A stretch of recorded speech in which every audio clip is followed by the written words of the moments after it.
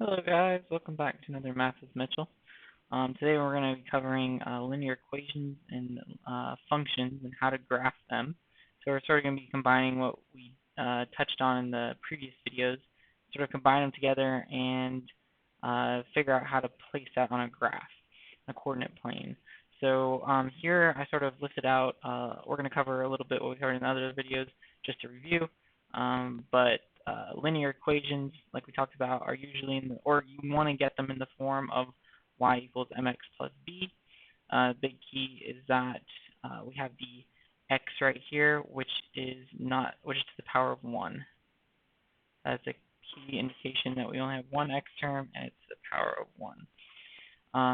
And over here we have a linear function, which I put in the form y equals mx plus b, or function of x equals mx plus b.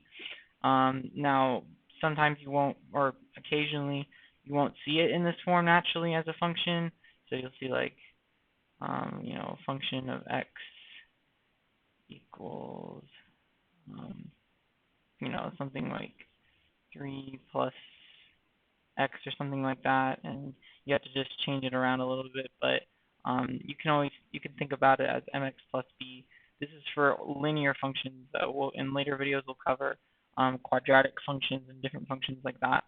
And in later courses you'll cover that too. But today I'm just going to cover linear equations, which is just going to be similar to I'm going to cover linear functions, which is going to be the same thing as linear equations, except without the y. You're going to have the f of x, which is still going to have x to the 1 term there. So how do we graph this? Let's go over here. So graphing, so you're going to have your normal coordinate plane with your x-axis here and your y-axis up here. Right here I have two example equations. This one is a linear function, and this one is a linear equation. Now, as you can see, mainly the only difference is that the y is replaced with an f of x. And like we said in other videos, the f of x is basically shows as a function of x. And so if you plug in x, or if you see a term like, let's say solve for f of 3, that means you just plug 3 in as x. But how do we graph this? So first, we want to make sure that it's in, especially if it's a linear equation, in slope-intercept form, which is going to be our y equals mx plus b. It's going to be your slope-intercept form, like we were talking about earlier. I already put these in slope-intercept form. So it's this is going to be the slope, and this is going to be your y-intercept. So it's really simple to graph this.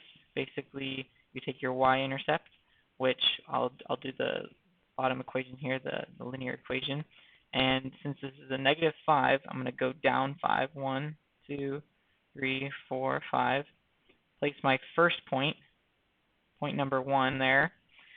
And then I'm going to go, remember our rise over run in the other video? This is where the slope, plotting the slope comes into play. This is for our second point. We take our slope and we rise 2 because that's what's in the numerator. And then we go over 1 because that's in the denominator. The denominator is the run. And so if you see a slope of 1 over 2, you would go, sorry, let me change that real quick. If you see a slope of 1 over 2, then you're going to go up 1 and then over 2. So right here we have a slope of positive 2 over 1, so we go up 2 and over 1. And so there we only need 2 points to graph this linear equation. So as you can see, we can draw our line through it. And so that indicates that for any x value, the relating y value is going to be on the line.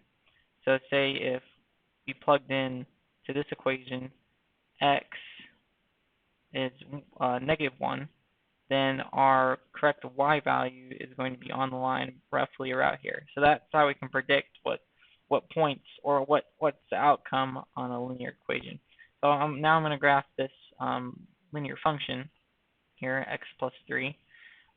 Similarly, we're going to go up 3 because that's our y-intercept, and then we're going to go up 1 and over 1 because this is really 1 over 1. And now we're going to draw our line here. Now notice since both slopes are positive, both lines are positive or going in the positive direction. That's something to remember is whenever you have a positive slope, you're going to be going in your line's going to be in the positive direction. Whereas if you have a negative slope, it's going to be going in the negative direction like this. So that's basically how you graph linear equations using the y equals mx plus b or slope-intercept form. And in the future, we'll cover how to graph more complex functions. But for now, you'll just need to know how to graph linear equations.